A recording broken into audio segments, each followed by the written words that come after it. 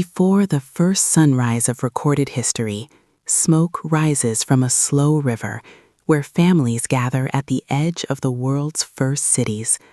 A child carries grain to a hearth, the scent of wet reeds on her hands. Here, in the damp soil, a revolution takes root. As foragers learn that seeds, given care, will grow, wandering gives way to settlement. Along the fertile floodplains of Mesopotamia and the Nile, irrigation weaves fields into a tapestry of community. And from this surplus of grain, a new world emerges, a world of rulers, of calendars, and of the first writing, carving laws into clay and stone.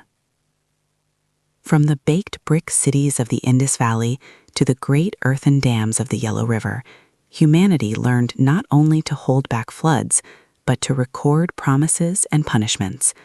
But what transforms raw power into legitimate rule?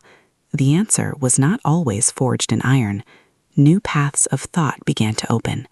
Buddhism offered compassion as a guide for governance. Confucianism taught order through merit and ritual.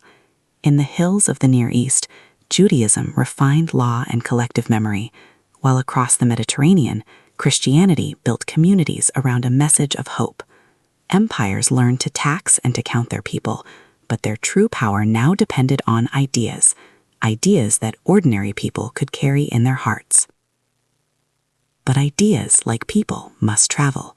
They journeyed on the winds and the roads, carried by go-betweens.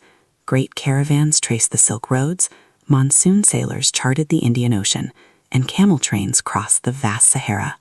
With the invention of paper, the compass, and gunpowder, information, direction, and power began to move faster than ever before. Merchants and nomads became the world's great connectors, translating not just wares, but wisdom.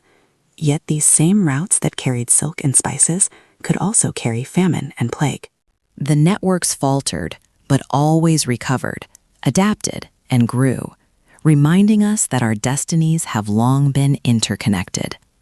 Soon, sails reached beyond the known horizon, and the salt spray of the open ocean began to stitch new worlds together. The Columbian Exchange would forever connect distant shores, swapping foods, microbes, and empires in a vast, irreversible transfer. This new global connection fueled a revolution, not just of trade, but of the mind. The scientific revolution and the Enlightenment urged humanity to question everything.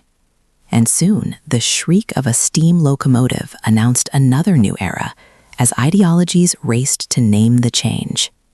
Liberalism promised individual rights. Socialism demanded collective fairness. The world was accelerating.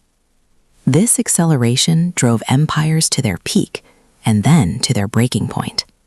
The planet endured 2 world wars, the horror of genocide, and the displacement of millions. From the ashes, new nations were born as colonial maps were redrawn. A Cold War divided the globe, fought not just with armies, but in classrooms and laboratories. In the shadow of conflict, new charters dared to sketch out universal human rights.